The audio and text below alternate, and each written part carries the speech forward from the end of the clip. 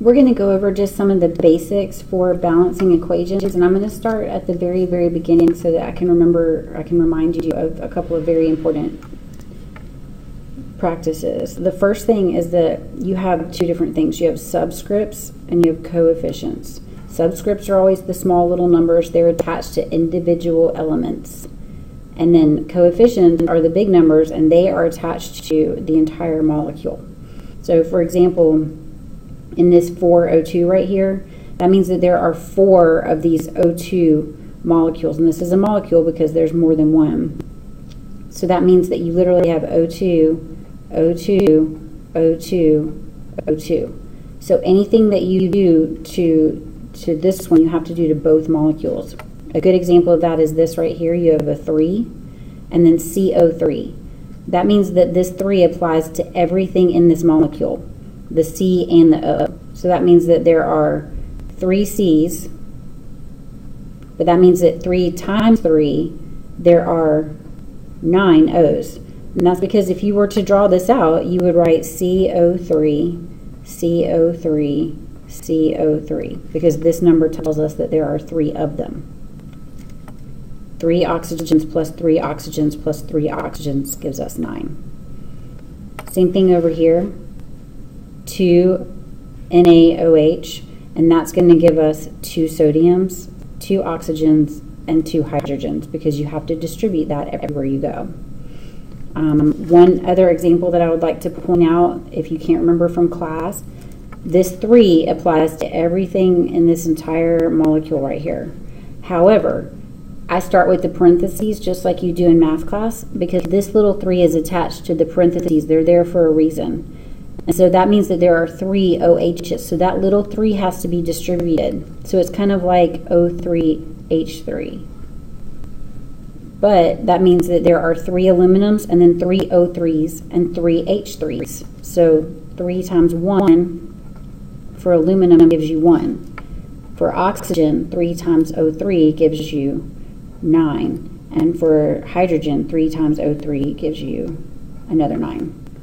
So that's how you figure that out when you have parentheses. And as always, if you have questions, ask me about them.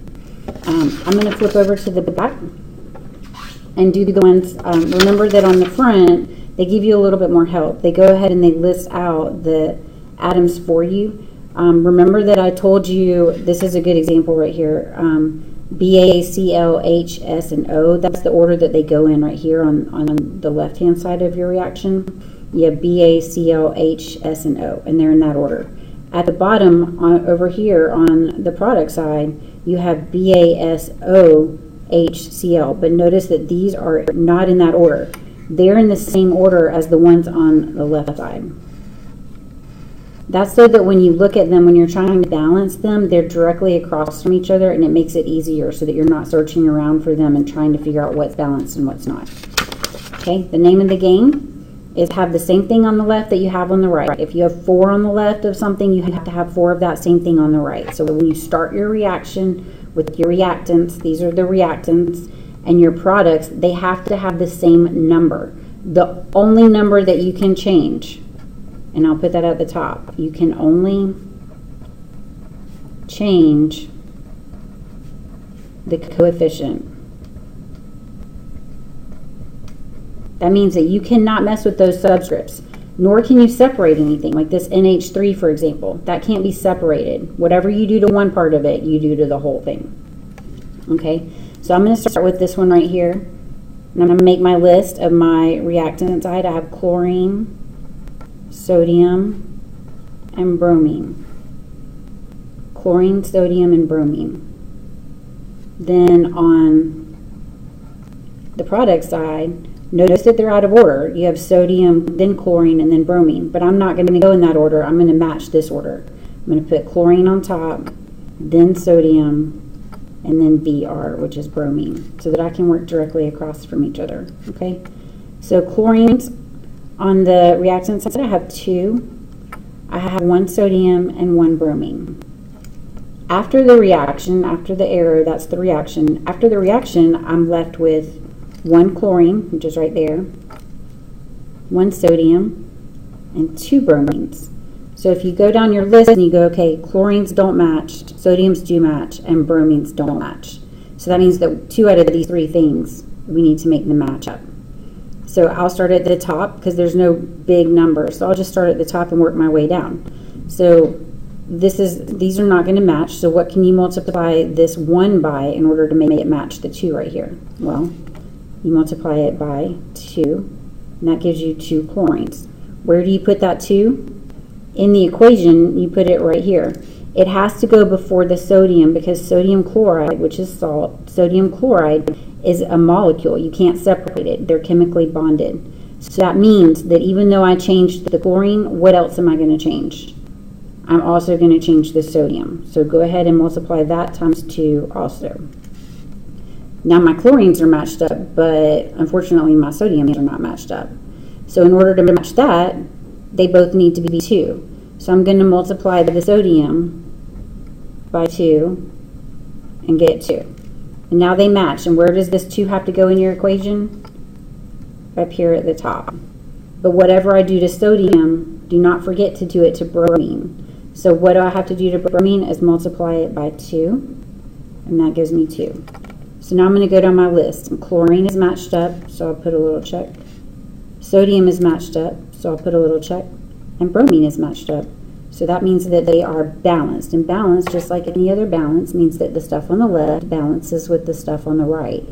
So you just can do multiplication. There's no division, there's no addition, there's no subtraction. Multiplication only, and you can only change the coefficients.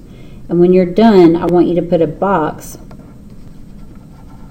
outlining the original equation so that I know that this is balanced and you intend for me to look at that and realize that it's done. So when you're done, put a box around it that lets me know, hey, that's done and that's the way they intended it to be. I'm going to do one more over here. Oh, I'm sorry, one more thing before I forget. When we go back to the 5 types of equations, synthesis, decomposition, single replacement, double replacement, and combustion, remember that we looked at the dating game to figure that out? So if you have, over here, you've got an element and a compound, reacts and turns into a compound and an element. Remember, what do you do when you have a single element on one side that swaps with a single element on the other side? This is single replacement.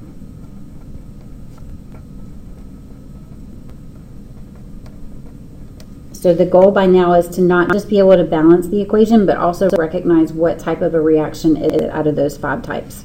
Now this one over here, I'll do this one next. This is copper chloride, and you've got CuCl2. This is a compound. This is a compound because you can see that there's 2. This is a compound, and this is a compound.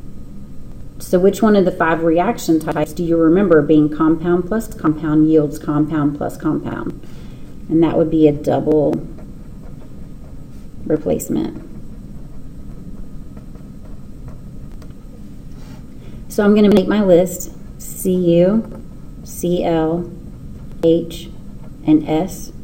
And then on the other side over here, I'm going to make my list in the same order. Again, even though this goes Cus, I'm not doing that. I'm going to make it in the original order. Oops, I'm just kidding about that. Let me scratch that out.